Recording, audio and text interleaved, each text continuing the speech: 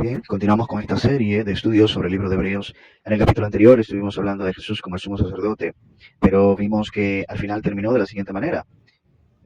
Lo podemos leer acá y dice, y fue declarado por Dios sumo sacerdote según el orden de Melquisedec. Sin embargo, el autor no abundó, no explicó mucho acerca del tema, pero lo seguirá haciendo en los siguientes versículos. Por eso nos encontramos acá en Hebreos capítulo 5, versículo 11, donde él dice, acerca de esto, es decir, refiriéndose a Jesús como sacerdote, según el orden de Melquisedec, dice el texto, acerca de esto tenemos mucho que decir y difícil de explicar por cuanto os habéis hecho tardos para oír.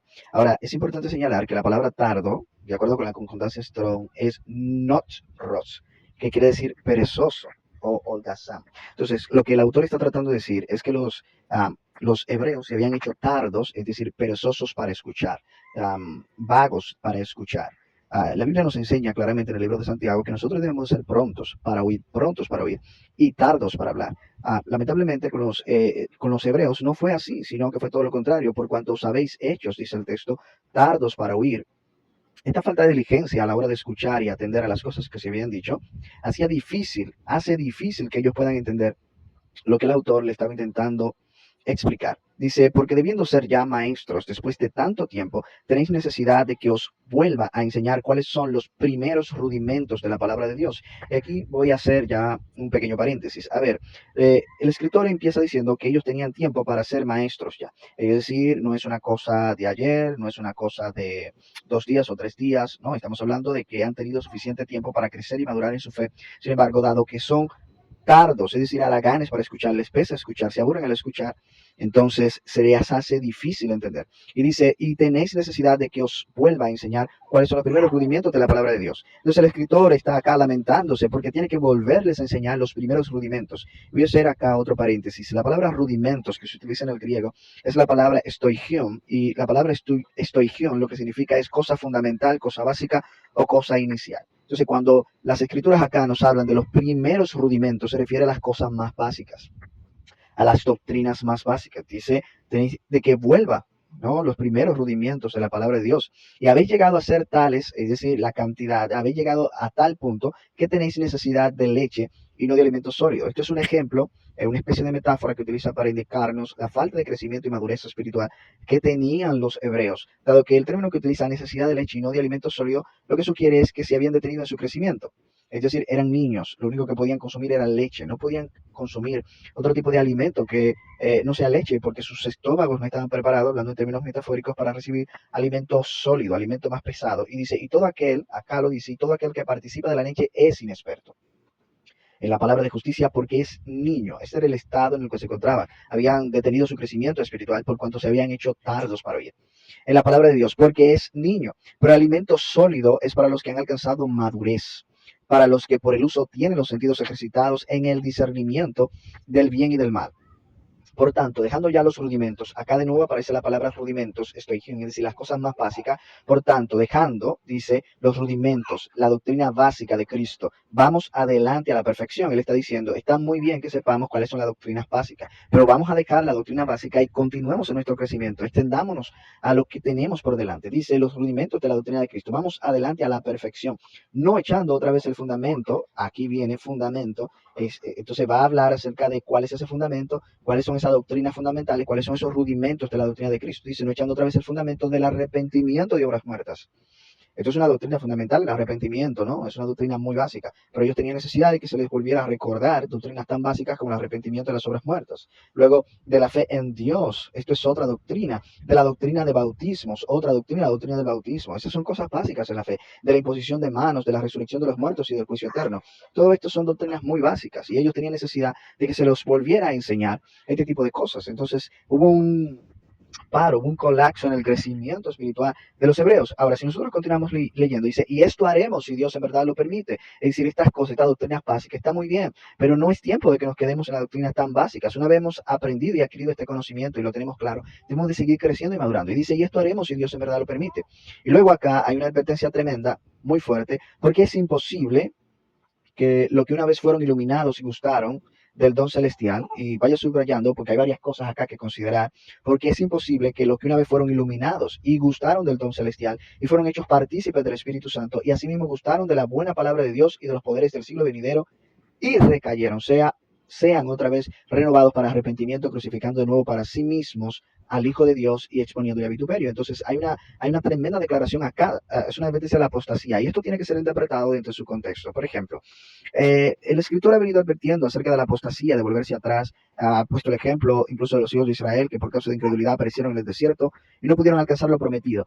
Entonces nosotros tenemos que poner todo dentro del contexto de la carta. Los hebreos querían abandonar la fe cristiana y volverse al judaísmo. Eso se llama una profunda apostasía, era un acto deliberado. Esto no está hablando acá de un pecado ocasional, es decir, que yo caí por algún pecado ocasional, no, porque la Biblia dice claramente que nosotros los cristianos podemos pecar, pero que no podemos ser practicantes del pecado, es decir, continuamente estar recayendo en lo mismo y en lo mismo y pecando deliberadamente. Entonces, aquí estamos hablando de personas que quieren abandonar la fe de una manera profunda y deliberada. No es un acto ocasional, no fue una caída no pensada ni planeada. Estamos hablando de algo pensado y planeado. Tampoco podríamos hablar de que estas son personas que nunca fueron salvadas, porque estaríamos mintiendo. Acá las características son claras.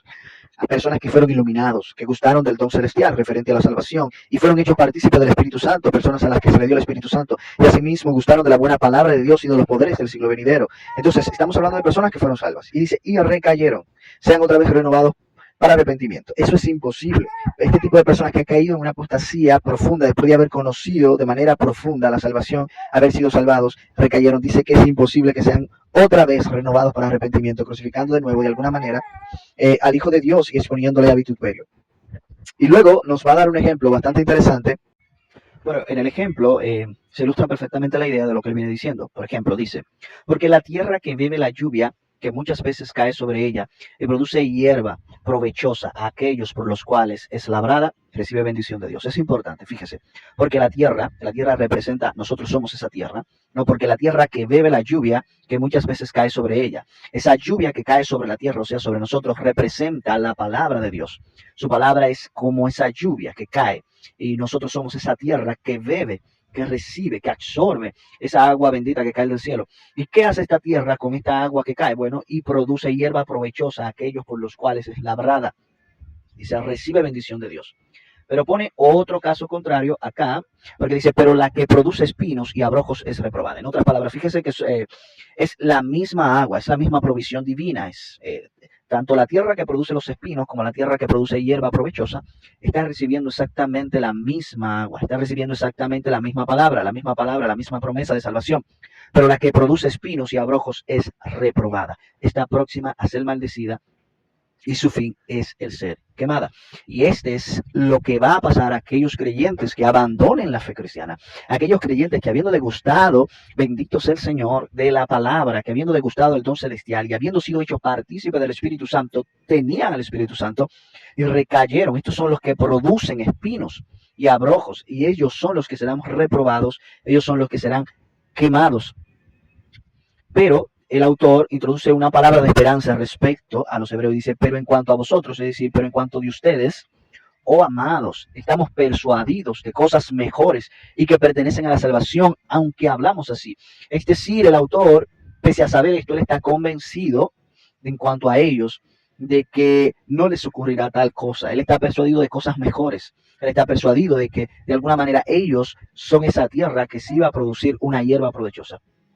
Y dice el texto claramente, porque Dios no es injusto para olvidar vuestra obra y el trabajo de amor que habéis mostrado hacia su nombre, habiendo servido a los santos y sirviéndoles aún.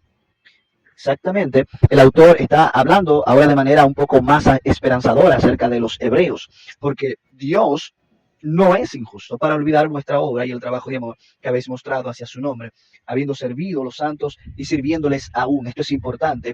Y él viene a decirnos ahora algo que el mismo apóstol Pablo le dijo a los filipenses. Pablo dijo, me es justo sentir esto de vosotros, por cuantos tengo en la participación del Evangelio. Y los filipenses habían mostrado una solicitud, una pasión por el Evangelio, por las cosas del Señor, desde el principio hasta el momento en el que el apóstol Pablo le había escrito la carta. O sea, eran cristianos que habían permanecido, que habían sido fieles, eran cristianos que estaban continuamente perseverando. Y Pablo dice, es justo que yo pueda sentir esto, que el que empezó en usted la buena obra la va a terminar hasta el principio. Esto es importante porque no se puede sentir esto de todos. No se podía sentir esto de los corintios, pero de los filipenses sí, porque habían mostrado una solicitud constante.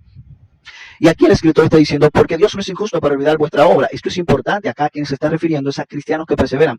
Y el trabajo de amor que habéis mostrado hacia su nombre, habiendo servido a los santos y sirviéndoles aún.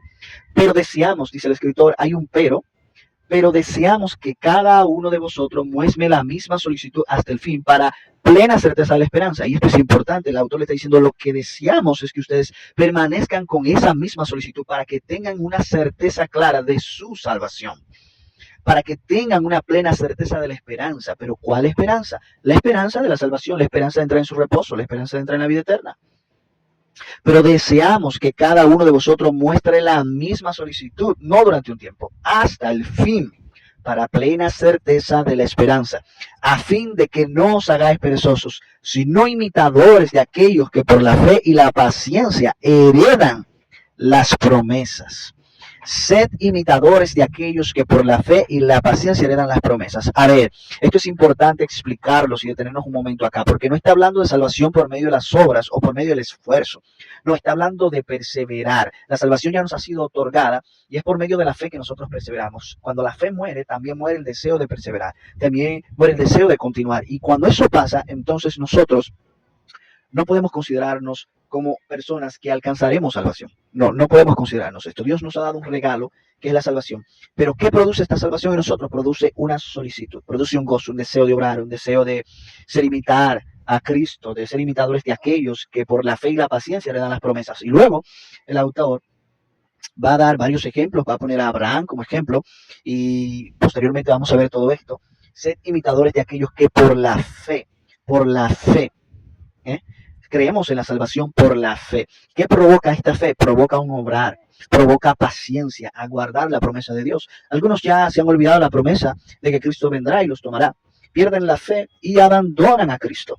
Y Él nos dice, sean imitadores de aquellos que por la fe y la paciencia heredan las promesas. Vamos a continuar en otro versículo. Entonces, acá vemos un deseo de perseverar para tener la certeza plena de la esperanza.